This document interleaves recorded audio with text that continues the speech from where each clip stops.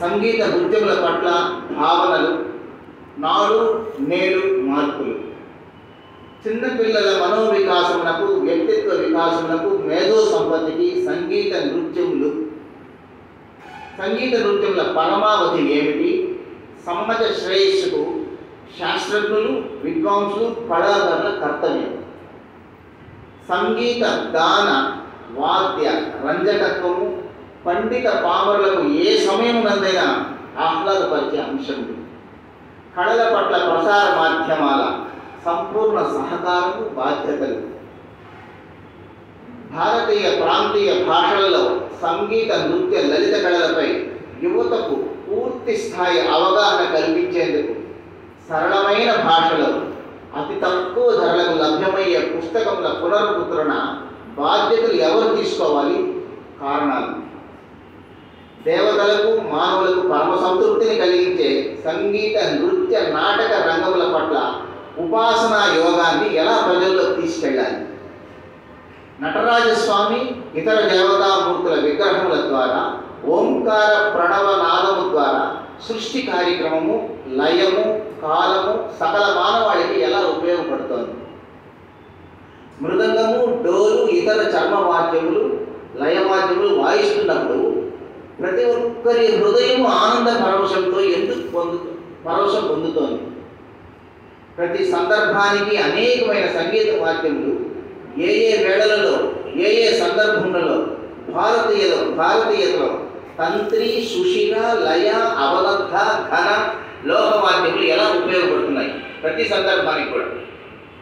సరస్వతి దేవి చేతిలో వీణ, శ్రీకృష్ణుని చేతిలో వేణువు, మాధవుని చేతిలో మృదంగము, వేదవాద్యములు ఎలా క్రమ పరిణామం చెందాయి?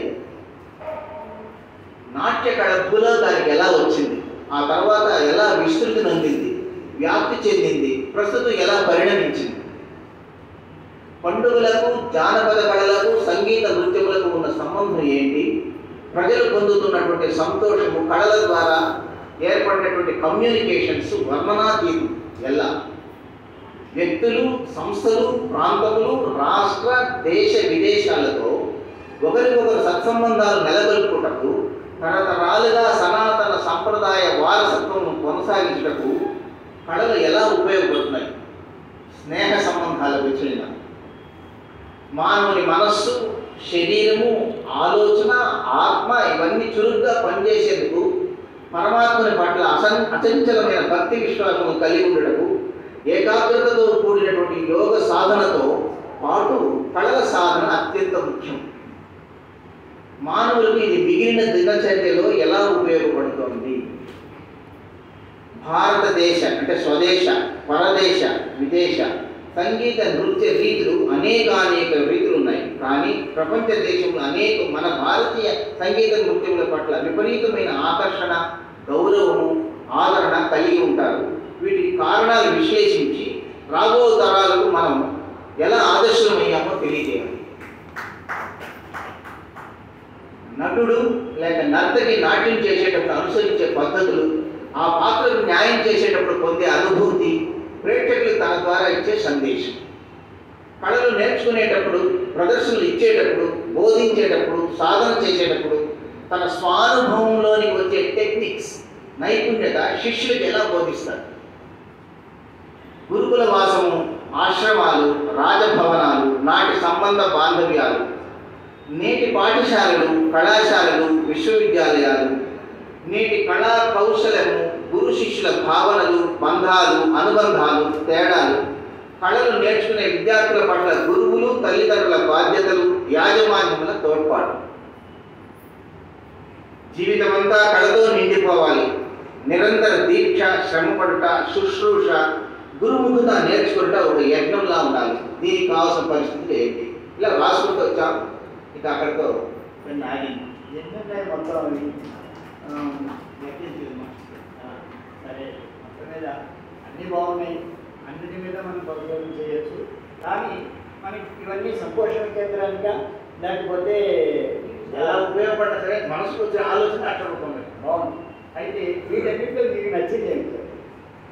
వీటన్నింటిలో అంటే మనం సంపోషణ కేంద్రం ద్వారా ఒకటే ప్రాజెక్ట్ తీసుకోవాలి, ఒకటే ఇది టాపిక్స్ లాగా అంటున్నాం. టాపిక్స్ లాగానే ఇప్పుడు ఈ టాపిక్స్లో ఒక టాపిక్ మనం ప్రపోజల్గా పెట్టాలి కలెక్టివ్గా ఒకటే. అంటే వాళ్ళు చెప్పడం 2 రకాల వెర్షన్స్ ఉన్నాయి అక్కడ. ఏంటంటే ఒక ప్రపోజల్కు ఒకటే టాపిక్, మొత్తం entire institution will take up that topic అంటే ఇట్ విల్ వర్క్ ఆన్ అనేది. రెండవది అది ఒక ఎక్స్పర్ట్ చెప్పారు అందులో ఆ టీంలో. రెండో ఆయన చెప్పారు ఒకటి పెడితే హెల్దీగా ఉంటుందండి, అలా కాకుండా 3-4 పెట్టినట్టయితే 3-4 ఒకటి మేము సెలెక్ట్ చేసేందుకు అవకాశం ఉంది, నేను రిజెక్టెడ్ ఆల్సో. కాబట్టి అయినప్పటికీ కూడా మీరు అడిగారు కాబట్టి నేను అక్కడ చెప్పాను, మనకి సంగీత కళాశాలలో 3 వింగ్స్ ఉన్నాయండి, ఇన్స్ట్రుమెంటల్ వింగ్ ఉంది, గాత్రం ఉన్నది, తర్వాత నృత్యం ఉన్నది. కాబట్టి ఈ 3 వింగ్స్ ఉన్నాయి కాబట్టి మీరు 3 వింగ్స్కి 3 ప్రపోజల్స్ పెట్టచ్చా అని చెప్పాను. Let not there be 3. స్టిల్ మీరు అడిగారు కాబట్టి పెట్టమనండి, పెడితే ఒకటి రిజెక్ట్ అయినా రెండోదైనా కన్సిడర్ అవుతుంది అని చెప్పారు. కాబట్టి మీరు సాహసించి 3 పెడతారా అంటే ఇందులో ఏం చెప్పారు, 3 కనుక పెట్టినట్టయితే రిజెక్ట్ చేసేస్తాం. కానీ వాళ్ళు చెప్పింది ఏంటంటే రిజెక్ట్ అయ్యే అవకాశం ఉంది, కానీ ఒకటి రిజెక్ట్ అయినా రెండోది వస్తుంది అంటున్నారు. కాబట్టి కరెక్ట్గా మీరు అందరూ ఆలోచించి come to one conclusion to take only one project. ఒక ప్రాజెక్టు ఒక టాపిక్ అన్నమాట. కాబట్టి అది సంపోషణ కేంద్రానికి ప్రస్తుతానికి let us begin with first step, 1 step. అది further and further we can add many more steps. కానీ ముందర మాత్రం ఒక స్టెప్ చేయండి. అందులో మీకు నచ్చినటువంటి ఏదైనా ఒకటి తీసుకోండి, మేడం గారు చెప్పినటువంటి తీసుకోండి. అలాగే నేను టాపిక్స్ కొన్ని పంపించాను. ప్రాక్టికల్ ఓరియంటెడ్గా ఉండాలి అనేటువంటిది గట్టి ఇన్స్ట్రక్షన్ ఇందులో కూడా ఇక్కడ చెప్పారు.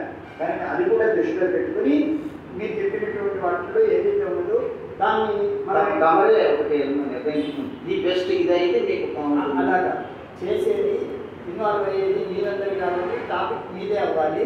కనుక నేను కొంత గైడెన్స్ ఇవ్వగలను. తర్వాత అంటే మీ అందరికంటే నేనేం గొప్ప వ్యాయామం చేసిన వాడిని ఇంకా, కాకపోతే ఈ ఫీల్డ్లో కొంత అనుభవం ఉంది కాబట్టి ఇలా చేస్తే బాగుంటుందని కొన్ని ఐడియాలు ఇస్తారు. కానీ మౌలికమైనటువంటి ఆలోచనలు మీవే అయితే బాగుంటుంది. అలాగే ఇందులో నేను కూడా నిన్న మీకు చెప్పినటువంటివి ఉన్నాయి అక్కడ మనకి. నెక్స్ట్ ఇంకా ఎవరైనా టాపిక్స్ రాసుకోవచ్చు ఉంటే వాళ్ళు చెప్పచ్చు.